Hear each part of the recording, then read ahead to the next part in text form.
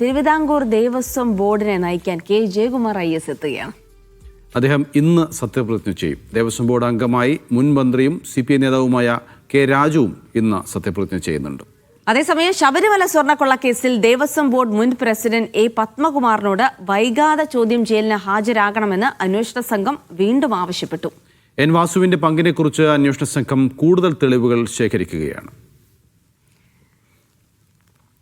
ഷിജോ കുര്യൻ വിവരങ്ങൾ നൽകും. Shijo, K Jayakumar IAS അടക്കം ഇന്നിപ്പോൾ തിരുവിതാംകൂർ ദേവസ്വം ബോർഡിന്റെ തലപ്പത്തേക്ക് എത്തുമ്പോൾ വലിയ തരത്തിൽ വിവാദങ്ങളിലൊക്കെ ഗ്രസിച്ചു നിൽക്കുന്ന ഒരു സമയത്ത് കൂടിയാണ് അദ്ദേഹം സ്ഥാനം ഏറ്റെടുക്കുന്നത് എന്നുള്ള പ്രത്യേകത കൂടിയുണ്ട്. മാത്രമല്ല, സ്വർണ്ണക്കൊള്ളയുമായി ബന്ധപ്പെട്ട അന്വേഷണം പത്മകുമാറിലേക്ക് അടക്കം നീങ്ങുന്നു. തദ്ദേശ തെരഞ്ഞെടുപ്പ് വരുന്നു. അപ്പോൾ സ്വാഭാവികമായിട്ടും അതൊരു വലിയ പ്രചാരണ ആയുധമാവുകയും CPM അത് തിരിച്ചടിയാവുകയും ചെയ്യും. എല്ലാ തരത്തിലുള്ള രാഷ്ട്രീയ പശ്ചാത്തലങ്ങളൊക്കെ ഉണ്ട്. അപ്പോൾ ഈ ഒരു സാഹചര്യത്തിൽ ഇനി കേസ് അന്വേഷണം എങ്ങനെയാണ് മുന്നോട്ട് പോവുക? മറ്റു വിവരങ്ങൾ എന്തൊക്കെ?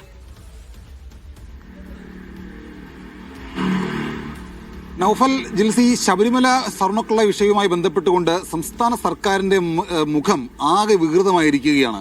അതിനെ ഒന്ന് നല്ല രീതിയിലേക്ക് കൊണ്ടുവന്നുകൊണ്ട് ജനങ്ങൾക്കിടയിൽ ഉണ്ടായിട്ടുള്ള വലിയ പ്രശ്നങ്ങളൊക്കെ ഇത് പരിഹരിച്ച് മുന്നോട്ട് പോകണമെങ്കിൽ സംസ്ഥാന സർക്കാരിനെ സംബന്ധിച്ചുകൊണ്ട് എല്ലാവർക്കും സ്വീകാര്യനായിട്ടുള്ള, എല്ലാവരും ഒരുപോലെ അംഗീകരിക്കുന്ന സൗമ്യനായിട്ടുള്ള കെ ജയകുമാർ IAS തന്നെ ഈ പറയുന്ന തിരുവിതാംകൂർ ദേവസ്വം ബോർഡിന്റെ പ്രസിഡന്റ് സ്ഥാനത്തേക്ക് വരട്ടെ എന്നുള്ള തീരുമാനം സംസ്ഥാന സർക്കാർ സ്വീകരിച്ചതാണ്. അതുപ്രകാരമാണ് തിരുവിതാംകൂർ ദേവസ്വം ബോർഡിന്റെ പ്രസിഡന്റായിട്ട് കെ ജയകുമാറിനെ സംസ്ഥാന സർക്കാർ തീരുമാനിക്കുകയും ചെയ്തത്.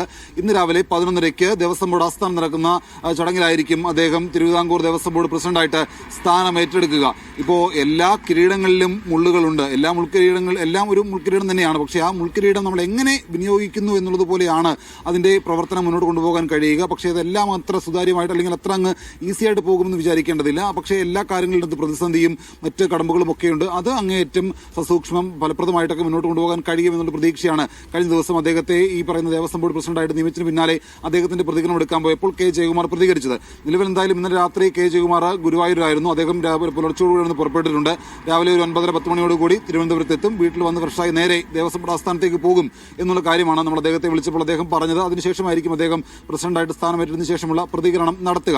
അദ്ദേഹത്തോടൊപ്പം തന്നെ മുൻ മന്ത്രി, കഴിഞ്ഞ മന്ത്രിസഭയിൽ വനമന്ത്രിയായിരുന്ന കെ രാജുവും CPIയുടെ പ്രതിനിധിയായിട്ട് ദേവസ്വം ബോർഡ് അംഗമായിട്ട് സ്ഥാനമേറ്റെടുക്കുന്നുണ്ട്. അങ്ങനെ പഴയ ദേവസ്വം ബോർഡ് അംഗങ്ങളെല്ലാം മാറി പുതിയ പ്രസിഡന്റും ഭരണസമിതിയും ഒക്കെ വരികയാണ്. അങ്ങനെ ശബരിമലയുമായി ബന്ധപ്പെട്ടുകൊണ്ട് ഇക്കഴിഞ്ഞ കാലങ്ങളിൽ ഉണ്ടായിട്ടുള്ള എല്ലാ വിവാദ വിഷയങ്ങളിൽ നിന്നും സംസ്ഥാന സർക്കാരിന് തെല്ലൊരാശ്വാസം ഉണ്ടാകുമെന്നുള്ള വിലയിരുത്തലാണ് സംസ്ഥാന സർക്കാരിനുള്ളത്. പക്ഷേ അത് അവിടെ കൊണ്ടൊന്നും തീരുകയില്ല.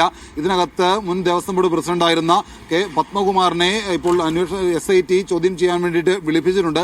2 ദിവസത്തെ സാവകാശമാണ് അദ്ദേഹം ചോദിച്ചത്. ആരോഗ്യപരമായിട്ടുള്ള പ്രശ്നങ്ങൾ, കുടുംബത്തിലെ ചില മരണവുമായി ബന്ധപ്പെട്ട കാര്യങ്ങളൊക്കെ പറഞ്ഞുകൊണ്ട് ചോദ്യം ചെയ്യലിൽ നിന്ന് അദ്ദേഹം ഒഴിഞ്ഞു മാറി നിൽക്കുകയാണ് പത്മകുമാർ ചെയ്തത്. പക്ഷേ ആ സമയമൊക്കെ കഴിഞ്ഞിട്ടുണ്ട്. ഇനിയും വീണ്ടും പത്മകുമാറിന് നോട്ടീസ് നൽകും SIT. എന്നിട്ടും ചോദ്യം ചെയ്യാൻ ഹാജരായില്ല, വീണ്ടും കഴിവുകൾ പറഞ്ഞ് മാറി നിൽക്കുകയാണെങ്കിൽ സ്വാഭാവികമായിട്ടും പത്തനംതിട്ടയിൽ പോയി കസ്റ്റഡിയിൽ എടുത്തുകൊണ്ടുവന്ന് വീണ്ടും ചോദ്യം ചെയ്ത് അറസ്റ്റ് അടക്കമുള്ള നടപടികളിലേക്ക് SIT പോകും എന്നുള്ളതായിരിക്കും നമ്മൾ വരും ദിവസങ്ങളിൽ കാണുക. ഒരുപക്ഷെ ജിൽസി, നൗഫൽ. ഷിജോ കുര്യനാണ് വിവരങ്ങൾ നൽകിയത്.